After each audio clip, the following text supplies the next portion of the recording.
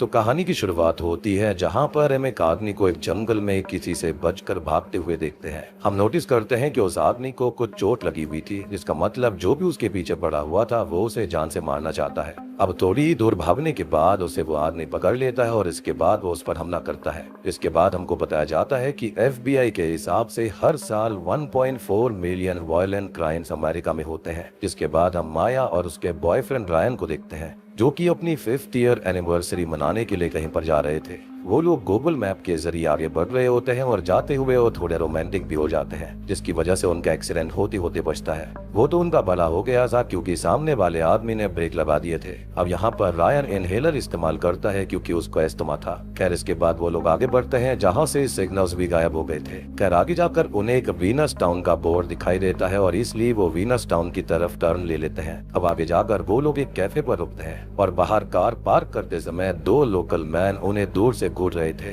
खैर वो कैफे के अंदर चले जाते हैं जहाँ पर वो काफी सारा खाना ऑर्डर करते हैं और यहाँ पर रायन काफी ज्यादा खाना ऑर्डर कर देता है, लेकिन वो वेज होता है तो खाना वहाँ पर वेज मंगवाया गया था। अब माया उसे ये कहती है कि उसे जर्नी के हिसाब से थोड़ा कम खाना चाहिए। तब रायन बोलता है कि उसकी आज एनिवर्सरी है तो वो खा सकता है और ये बात वहाँ पर बैठे हुए कपल सुन लेते हैं जिनके नाम नील और ईडन थे। दरअसल उनकी भी 2nd ईयर एनिवर्सरी होती है। अब खा पी कर वो काउंटर पर बिल पे करने के लिए आते हैं जहाँ पर माया एक मिसिंग पोस्टर देखती है जो कि जेफ नाम के एक आदमी का था। वहाँ की वेट्रेस ये कहती है कि जेफ भी गायब होने से पहले यही इस कैफे पर रुका था। तब मजाक मस्ती में रायन कहता है कि अच्छा होगा कि अगर उसने वो खाना ऑर्डर ना किया हो जो कि रायन ने किया था। तब ओनर उससे कहती है कि उसने भी सेम वही खाना ऑर्डर किया था। खैर इस बात को वो इतना सीरियसली नहीं लेते और वहाँ से निकल जाते हैं। उनको लग रहा था कि वो मजाक कर रहे थे। खैर कार में पहुंचकर रायन कार को शुरू करने की कोशिश करता है, लेकिन उसकी कार शुरू नहीं होती। वो बार बार कोशिश करते जा रहा था लेकिन इसका कोई फायदा नहीं होता। तब एक आदमी उनकी कार की विंडो पर आता है और उसका नाम रूरी होता है और रूरी एक मैकेनिक था। मतलब सोचो अचानक से ही कोइंसिडेंस से मैकेनिक भी वहां पर आ गया। उनकी कार भी यहीं पर खराब हुई थी। खैर वो कहता है कि उसका गराज यहीं पास में ही है और वो उनकी गाड़ी को फिक्स करके कल सुबह तक डगी के साथ भिजवा देगा। अब ये बात सुनकर रायन उससे ये पूछता है कि फिर वो रात कहाँ पर बिताएंगे। तो मैकेनिक उनसे ये कहता है कि यहाँ के मोटल बंद हो गए हैं क्योंकि वहाँ पर रिपेयर का काम चल रहा है और अगर वो चाहे तो एक एयरबीएनबी में रुक सकते हैं जो कि उनकी जान पहचान वाले का ही है। अब जिसको एयरबीएनबी का मतलब नहीं पता उनको मैं बता दूं कि एयरबीएनबी एक तरह से वो जगह होती है जहाँ पर लोग स्टे कर सकते हैं, जहाँ पर उन्हें सारी व्यवस्था मिल जाती है इंक्लूडिंग खाना पीना एंड ऑल। कर यहाँ पर रायन को उन पर शक होता है क्योंकि वो दोनों वहीं पर थे जो कि उन्हें कैफे पर जाने से पहले घूर रहे थे और इतना बड़ा कोइंसिडेंस तो नहीं हो सकता था। पहले उनका उन्हें घूरना, फिर कार खराब होना और अचानक से ही रूरी का एकदम से प्रकट हो जाना। तब माया उसे कहती है कि ये सब अच्छे लोग हैं और उसे नहीं लगता कि ये उनके साथ कोई स्कैम करेंगे और इतना कहकर रायन भी उनकी बात मान लेता है और मेरे ख्याल से रायन की सोच यहाँ बिल्कुल सही थी। खैर अब उन्हें छोड़ने के लिए कैफे वाली वेट्रेस शैली आ जाती है क्योंकि आज उसका डे ऑफ था, इसलिए वो घर जा रही होती है। साथ ही साथ उसका ये कहना था कि वो घर जाते हुए माया और रायन को भी उस एयरबीएनबी पर छोड़ देगी। अब वहाँ से निकलते समय उन्हें 2 बच्चे मिलते हैं जो कि उन्हें कार्ड देते हैं और उनसे पूछते हैं कि क्या उन्होंने कोई पाप किया है, जिस पर रायन कहता है कि सभी लोग कुछ ना कुछ गलत जरूर करते हैं, चाहे जानबूझकर या फिर अनजाने में। खैर इसके बाद वो वहाँ से निकल जाते हैं और शैली उन्हें उनके एयरबीएनबी में छोड़कर वहाँ से निकल जाती है। अब एयरबीएनबी के अंदर जाने पर वो दोनों काफी खुश हो रहे होते हैं क्योंकि ये एयरबीएनबी काफी अच्छा बना हुआ था। जिसके बाद वो वहाँ पर आराम करने लगते हैं और रायन फ्रिज में बियर रखने लगता है, लेकिन फ्रिज खराब था, इसलिए माया एयरबीएनबी के ओनर को कॉल करती है जिसका नंबर उसे एयरबीएनबी से ही मिला था। खैर वो किसी को फ्रिज को फिक्स करने के लिए भेजने के लिए कहती है। जिसके बाद रात में रायन और माया साथ में बैठे हुए थे जहाँ पर वो इस जगह के बारे में बात कर रहे थे। इस जगह पर काफी शांति थी, इसलिए वो दोनों काफी खुश होते हैं एंड अकॉर्डिंग टू देम उनके लिए ये एनिवर्सरी अब तक की सबसे अच्छी एनिवर्सरी बन रही थी। खैर अब यही बातों ही बातों में वो रोमांटिक हो जाते हैं और घर के अंदर जाकर वो हिंदी में धोने लगते हैं, लेकिन इसी बीच कोई जोर से डोर को नॉक करता है। दरवाजा खोलने पर बाहर एक लड़की थी जिसकी शक्ल अंधेरी की वजह से दिखाई नहीं दे रही थी। अब वो उनसे पूछती है कि क्या टमारा यहीं पर है, जिस पर वो उसे मना कर देते हैं। जिसके बाद वो वहाँ से चली जाती है, लेकिन रायन कंफ्यूज हो जाता है कि आखिर वो यहाँ पर कहाँ से आई थी। यहाँ पर आसपास तो कोई ऐसी जगह है ही नहीं जहाँ पर कोई रहता हो। खैर अब वो इस बात को इतना सीरियसली नहीं लेते। जिसके बाद वो फिर से अपना कार्यक्रम जारी रखते हैं। यहाँ पर उनकी बातों से हम जान पाते हैं कि 5 साल पहले माया को रायन ने प्रपोज किया था शादी के लिए, लेकिन उस समय उसने मना कर दिया था। लेकिन अब माया इसके लिए रेडी थी और उसकी जॉब पोर्टलैंड में लगने वाली थी और वो वहाँ पर रायन के साथ रहना चाहती थी। खैर इसी बीच रायन माया से उसके इनहेलर के बारे में पूछता है। तब वो कहती है कि शायद वो कार में रह गया होगा, जिस पर रायन बोलता है कि वो उसे लेकर अभी आएगा, क्योंकि बाहर एक ओल्ड बाइक रखी हुई थी जिसका इस्तेमाल करके वो जल्दी लौट आएगा। खैर रायन के जाने के बाद में माया अपनी फ्रेंड से बात करने लगती है, लेकिन फिर से इसी बीच कोई दरवाजे पर दस्तक देता है। पहले उसे लगता है कि वो रायन है, लेकिन वो रायन नहीं है बल्कि अगेन वही लड़की थी जो उसे फिर से तमारा के बारे में पूछती है। इससे माया काफी डर जाती है और इसी बीच हम देखते हैं कि ये जो भी लोग हैं ये एक नहीं बल्कि एक से ज्यादा थे, क्योंकि दूसरा पर्सन अब घर के अंदर घुस गया था जिसकी माया को भनक तक नहीं थी। अब ये सब देखकर माया घबरा जाती है और वहीं बैठ जाती है। खैर तभी उसे उस लड़की की आवाज आने लगती है जो कि गाना गा रही थी। माया विंडो की तरफ चेक करने जाती है लेकिन उसे वहाँ कुछ नहीं मिलता, जिसके बाद वो रायन को एक वॉइस मैसेज करती है जहाँ पर वो उसको बताती है कि वो लड़की जो पहले आई थी वो दोबारा आ चुकी है। खैर इसके बाद वो बाहर जाकर भी चेक करती है लेकिन उसे कुछ नहीं मिलता। इसके बाद जब वो अंदर आती है तो वो अपने आप को रिलैक्स करने के लिए सिगरेट पीती है और म्यूजिक चला देती है। दूसरी तरफ हम रायन को देखते हैं जो कि अपना इनहेलर लेने के लिए अपनी कार खोलता है कि तभी वहाँ पर रूडी आ जाता है जो कि उसके साथ बहुत ही गंदा बर्ताव करता है। खैर वो इनहेलर लेकर वहाँ से निकल जाता है क्योंकि वो उसे लड़ना नहीं चाहता था। अब इधर माया पियानो बजा रही होती है कि तभी हम उसके पीछे एक मास्क पहने हुए व्यक्ति को देखते हैं, लेकिन माया के पीछे पलटते ही वो वहाँ से चला जाता है। इधर रायन माया के लिए बर्गर्स पैक करवा रहा था और एयरबीएनबी की तरफ निकल जाता है। दूसरी तरफ माया नहा रही होती है कि तभी उसे बाहर से किलर देखने लगता है और जब माया पलटती है तब वो फिर से गायब हो जाता है। नहाने के बाद माया बाहर आती है लेकिन तभी अचानक से वहाँ की लाइट चली गई थी। माया अब फ्लैश लाइट की मदद से आगे बढ़ रही होती है लेकिन तभी उसे कुछ आवाज आती है। वो एक क्लोजेट में चेक करती है जहाँ से उसे एक मास्क वाली लड़की मिलती है जिसको देखकर वो डर गई थी और एक रूम में खुद को जाकर वो लॉक कर लेती है। तभी कोई दरवाजा खोलने लगता है जो कि कोई और नहीं बल्कि रायन था। रायन से वो पूछती है कि क्या उसने किसी को घर में देखा, जिस पर रायन अभी मना करता है। जिसके बाद वो दोनों फ्यूज बॉक्स ढूंढने लगते हैं और ढूंढकर रायन लाइट्स ऑन कर देता है। रायन उससे पूरी बात पूछता है और तब माया बताती है कि उसने किसी को देखा था जिसने की एक मास्क पहना हुआ था। तब रायन वहाँ पर एक पेंटिंग को देखता है जो कि उस लड़की की मास्क जैसी थी। तब रायन कहता है कि उसने जरूर अंधेरे में उस पेंटिंग को देखा होगा, लेकिन माया श्योर थी कि वो पेंटिंग नहीं है। तब रायन उससे पूछता है कि क्या उसने स्मोक किया है, इस पर वो हाँ करती है। तब रायन उससे कहता है कि वो सिगरेट्स काफी स्ट्रॉन्ग है और शायद इसी वजह से उसे हेलुसिनेशन हुआ होगा, लेकिन हम जानते हैं कि ऐसा नहीं था, वहाँ पर वाकई में कोई न कोई है।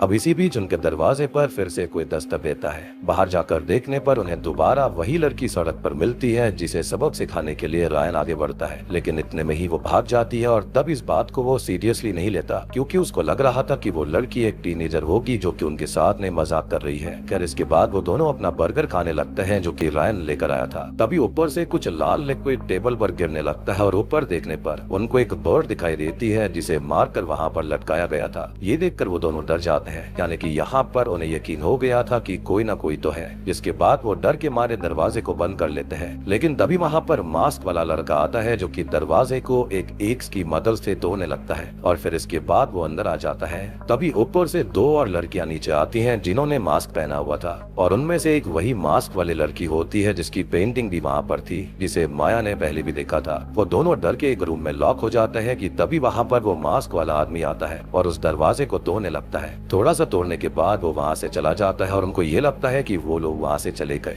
अब उन्हें यहाँ से निकलना था। तो रायन ये कहता है कि वो उस बाइक से वहाँ से भाग सकते हैं, जिसके बाद वो वहाँ से निकलने लगते हैं। लेकिन ये लोग नोटिस करते हैं कि इन मास्क वाले लोगों ने इन दोनों के ही फोन्स को तोड़ दिया था। खैर अब वो बाइक तक पहुँचते इससे पहले ही वो मास्क वाला आदमी उस बाइक पर आग लगा देता है। अब यहाँ पर वो दोबारा घर के अंदर आ जाते हैं जहाँ पर उन्हें याद आता है कि इस घर का ओनर एक हंटर है, तो जरूर इसके इस घर के अंदर गन भी मौजूद होगी। जिसके बाद वो एक वेंट में घुस जाते हैं और राइफल ढूंढने लगते हैं। चलते चलती माया के हाथ में एक कील घुस गई थी, वो जैसे तैसे अपनी चीख को कंट्रोल करती है। अब रायन उसके हाथों से कील निकालता है और एक कपड़ा बांध देता है, जिसके बाद वो वेंट के जरिए घर से बाहर आते हैं और स्टोर केबिन की तरफ भागने लगते हैं। इफ वहाँ पर कोई गन होगी तो उनकी हेल्प हो जाएगी, लेकिन रायन भागते हुए गिर पड़ता है जिससे उसके पैरों में मोच आ जाती है। खैर वो जैसे तैसे केबिन में जाते हैं जहाँ पर अंधेरा था। तब माया लाइटर ऑन करती है और हम देख पाते हैं कि वो लड़की वहीं पर है, लेकिन उन्हें वो नहीं दिखती। खैर वो आगे बढ़ते हैं जहाँ पर रायन उसे विंडो के पास बैठकर ऊपर चेक करने जाता है। उसको लग रहा था कि क्या पता ऊपर वहाँ पर गन मिल जाए कि तभी वहाँ पर वो लड़की आती है और साथ ही साथ वो मास्क वाला आदमी भी होता है जो कि विंडो के बाहर से उसे पकड़ लेता है। इसी बीच रायन आकर गन शॉट चलाता है जिसे गन मिल गई थी। जिसके बाद वो वहाँ से भाग जाते हैं और माया और रायन अब धीरे धीरे घर की तरफ बढ़ने लगते हैं। तब रायन को मास्क मैन मिल जाता है जिसे वो शूट कर देता है, लेकिन पास जाने पर पता चलता है कि असल में वो उस एयरबीएनबी का ओनर था जो कि फ्रिज को फिक्स करने आया था। और उसे मारने के बाद रायन को काफी गिल्ट महसूस होता है। अब वहीं पर ओनर की कार की चाबी भी थी।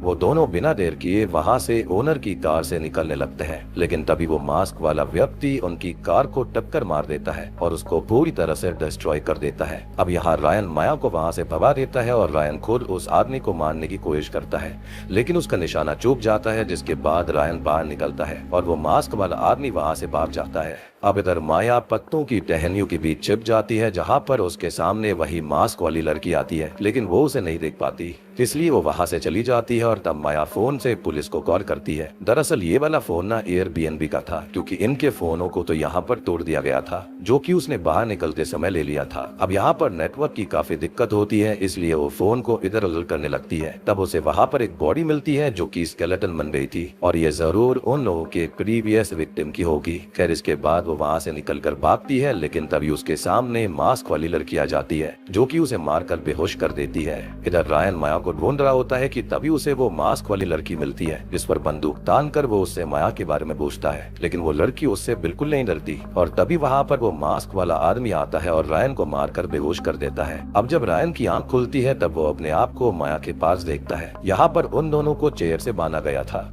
रायन माया से पूछता है कि क्या वो उससे शादी करेगी, जिस पर माया हाँ कर देती है। और वहीं पर वो तीनों मास्क वाले लोग आते हैं और यहाँ पर वो रायन को सबसे पहले स्टैप करते हैं और चेयर के सहित उसे गिरा देते हैं, जिससे कि उसकी वहीं मौत हो जाती है। अब माया की बारी थी और माया उनसे पूछती है कि वो चाहते क्या है और उन्होंने उनके साथ आके ऐसा क्यों किया, जिस पर वो लड़की कहती है कि वो ये इसलिए कर रहे हैं क्योंकि वो दोनों यहाँ पर मौजूद है। इसका मतलब वो हर उस शख्स को मार देते हैं जो कि यहाँ पर आया करते थे। अब यहाँ पर वो मास्क वाला आदमी माया को भी स्टैप कर देता है और चेयर के साथ गिरा लेता है, लेकिन होता यह है कि तभी वहाँ पर पुलिस सायरन की आवाज आती है, जिसको सुनकर ये तीनों वहाँ से भाग जाते हैं। जिसके बाद सीन चेंज होता है और हम माया को हॉस्पिटल में देखते हैं, जिसका मतलब माया अभी जिंदा थी।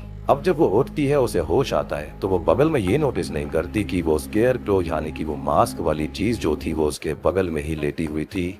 इसी के साथ में द स्ट्रेंजर्स चैप्टर 1 मूवी यहीं पर खत्म हो जाती है।